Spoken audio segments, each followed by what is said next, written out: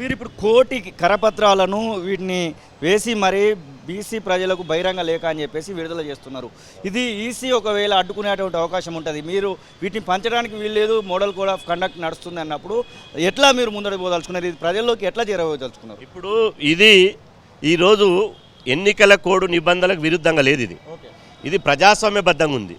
ఈ ప్రజాస్వామ్యంలో ఎవరైనా రాజ్యాంగం ఇచ్చినట్టు ఎవరైనా తమ భావాలను చెప్పుకునేటువంటి స్వేచ్ఛ ఉన్నది. ఈసీ అడ్డుకోవడానికి మాది రాజకీయ పార్టీ కాదు, మాది ఒక బీసీ ఉద్యమ సంస్థ.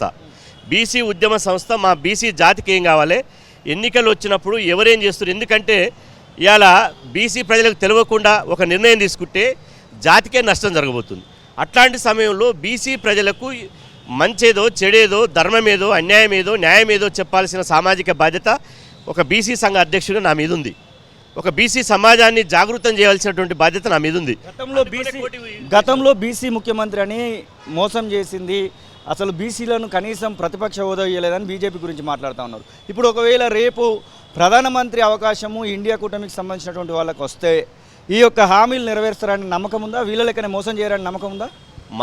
మేము పూర్తిగా విశ్వసిస్తున్నాం. ఎందుకు అంటే రాహుల్ గాంధీ గారు స్పష్టంగా భారత్ జోడో యాత్రలో 1,00,000 సార్లు చెప్పింది ఇదే విషయం. అదేవిధంగా వాళ్ళ మేనిఫెస్టోలు పెట్టారు. ఒకవేళ రాహుల్ గాంధీ గారు తోక జాడించినా అక్కడ ఇండియా కూటమిలో కరుడు కట్టినటువంటి బీసీ కట్టర్స్ ఉన్నారు. ఒక స్టాలిన్ గారు ఉన్నారు, ఒక తేజస్వి యాదవ్ గారు ఉన్నారు, ఒక అఖిలేష్ యాదవ్ గారు ఉన్నారు. ఇండియా కూటమి ఓబీసీలతో నిండిపోయింది. అట్లాంటప్పుడు ఇవాళ మాట తప్పిన పరిస్థితే లేదు. ఖచ్చితంగా ఇవాళ చేస్తారని నమ్మకం ఉంది. ఇందులో మండల్ కమిషన్ ఉద్యమంలో పాల్గొన్నటువంటి వాళ్ళు, మండల్ కమిషన్కు మద్దతు తెలిపిన వాళ్ళు ఇండియా కూటమిలో ఉన్నారు. మండల్ కమిషన్ వ్యతిరేకించిన వాళ్ళు ఇండియా కూటమిలో ఉన్నారు. ఇవాళ మేము కూడా గతంలో ఢిల్లీలో రాహుల్ గాంధీ గారు కలిసినప్పుడు ఇదే విషయం, సీనన్న మీరు అడిగిన విషయం నేను రాహుల్ గాంధీ గారిని అడిగిన.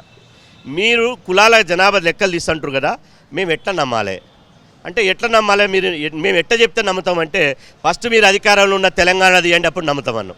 వెంటనే ఇక్కడ గౌరవ ముఖ్యమంత్రి రేవంత్ రెడ్డి గారికి ఫోన్ చేసి వెంటనే కులగణనకు చర్యలు తీసుకో అంటే రేవంత్ రెడ్డి గారు మేము రాహుల్ గాంధీ గారు కలిసిన వారం రోజులలో క్యాబినెట్ తీర్మానం చేసిండు, అసెంబ్లీ తీర్మానం చేసిండు, జీవో తీసిండు, 150 కోట్ల బడ్జెట్ ఇచ్చిండు. ఎన్నికలు కూడా అయిపోయింది. ఇక్కడ తెలంగాణలో జరుగుతుంది, రేపు కాంగ్రెస్ అధికారంలోకి వస్తే దేశవ్యాప్తంగా జరుగుతుంది.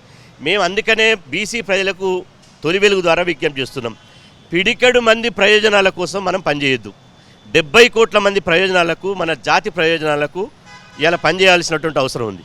70 కోట్ల మంది జాతి ప్రయోజనాల కోసమే ఇలా ఇండియా కూటమికి మద్దతు తెలపాల్సినటువంటి అవసరం ఉంది.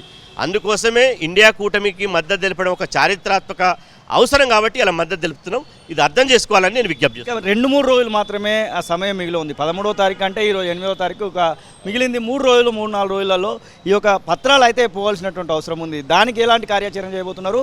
ఇది కేవలం తెలంగాణ వరకే పరిమితం కాబోతా ఉందా?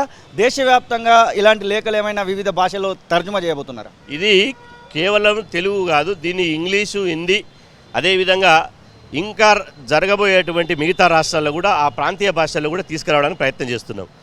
మాకు నిర్మాణం ఉంది, మండల స్థాయి, గ్రామ స్థాయి నిర్మాణం వరకు ఉంది. ఇప్పటికే ఈ కరపత్రాలు వెళ్ళిపోయినాయి. ఈ తెలంగాణలో అయిపోయిన తర్వాత మళ్ళీ మేము దేశవ్యాప్తంగా పర్యటిస్తాం. మా ఎజెండా ఒక తెలంగాణలో కాదు, ఇక్కడ భారతదేశంలో ఉన్నటువంటి అన్ని రాష్ట్రాల్లో, మిగతా ఎన్నికలు జరిగేటువంటి అన్ని రాష్ట్రాల్లో పర్యటిస్తాం. మా కమిటీ ఒక్క తెలంగాణ కోసం కాదు, మా జాతీయ కమిటీ ఈవెన్ 29 రాష్ట్రాల్లో కూడా మా కమిటీలు ఉన్నాయి. కాబట్టి ఇప్పటికే జాతీయ స్థాయిలో మహారాష్ట్ర, మధ్యప్రదేశ్, బీహార్, యూపీ, పంజాబ్, ఢిల్లీలో కూడా మా ఓబీసీ సంఘాలు కూడా ఇప్పటికే ఈ పని చేస్తున్నారు. మేము కూడా ఇదే పని చేస్తున్నాం. ఖచ్చితంగా మా ఎజెండా ఇవాళ బీజేపీని గద్దెదించి ఇవాళ ఇండియా కూటమిని, కాంగ్రెస్ నేతృత్వంలోని ఇండియా కూటమిని అధికారంలో తీసుకొచ్చి బీసీ డిమాండ్లను పరిష్కరించుకోవడానికి, బీసీ జాతి అభివృద్ధి చేసుకోవడానికే మా తపన తప్ప ఇంకోటి కాదు. అసలైన తొలి వెలుగు. ఫాలో వాట్సాప్ @తొలి వెలుగు official.